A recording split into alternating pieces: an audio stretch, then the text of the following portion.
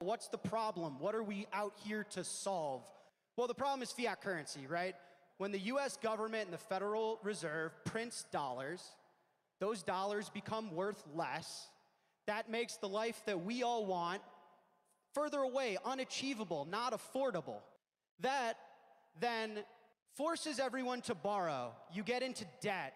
People are using credit cards, student loans, buy now, pay later, mortgages. Households are over $18 trillion in debt.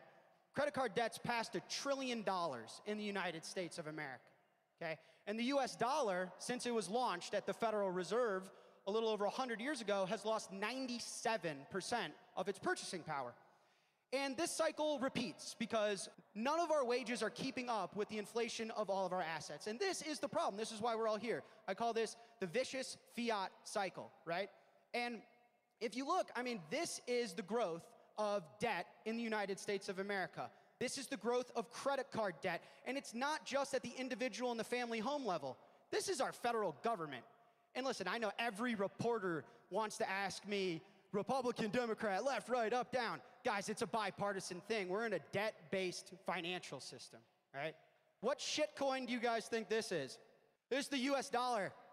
It's really benefited the top 1%. The rich have gotten a lot richer, and the rest 90% of us, we're the ones that have stagnated income, or now it's declining. These red and green lines, these are the prices of a median house in New York and Boston. They're just getting more expensive. The bottom two lines, the gray and the pink, that's our income. We're not getting paid anymore, but the life around us is getting more expensive. This is the problem with fiat currency. They print it, it becomes worth less. Our lives suck and get worse. We get in debt, we never escape it. We are slaves to the system, it is our burden to carry. Okay, so what's the solution? I know a lot of you guys know some of this stuff.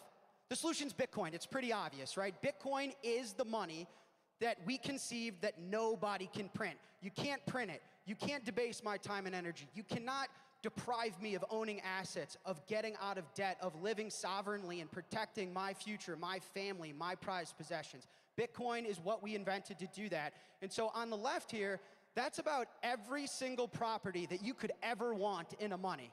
Gold, fiat, Bitcoin. It's fungible, it's portable, it's durable, it's divisible. You can't print it, it's programmable. Bitcoin's gonna be getting better forever because the story of humanity is engineering a better world, and this is technology, right? This is technology. Bitcoin's the best performing asset in human history. This is compound annual growth rate, okay? So what's the average annual return of Bitcoin? What time frame do you want to understand that Bitcoin is the solution to all 8 billion people's problem? What about Bitcoin priced in oil, which is energy, right? You need oil to fly here, you need oil to drive, you need oil to charge your phone. Okay, Bitcoin's outperforming it. What about a median house? Outperforming it. What about stocks? Outperforming it. What about groceries? Outperforming it. What about gold? Outperforming it. Fiat sucks and is making everybody poor through violence, and it's just a terrible, malicious thing that government and central banks do. Bitcoin is our solution, a peaceful revolution that all of us in this room have contributed to. I'm very proud of every one of us for getting this asset class to where we are right now, here in this moment, okay? And now the United States has a Bitcoin strategic reserve, right? And it's never sell your Bitcoin. And to be honest, it's kind of simple. Like, let me ask you guys a question. How much of the money that only goes down, it's never done anything besides go down, how much of that would you want to own? Well, none of it, right? Yeah, of course. Okay, what about the one that's historically it just goes up? If you just hold it and you don't trade it, it just goes up. How much of that would you want to own? Well, probably as much as I possibly could, right? No one's had to sell their New York real estate. Elon Musk doesn't have to sell his Tesla stock.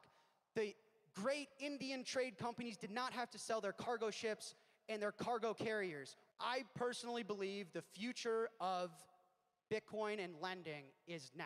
It's not just us. There's great companies doing similar stuff, but you know, if you could borrow fiat, keep Bitcoin off the market, that accelerates the death of this awful thing, which increases Bitcoin's utility, change the world, get married, buy a house, and it repeats, and it builds on itself.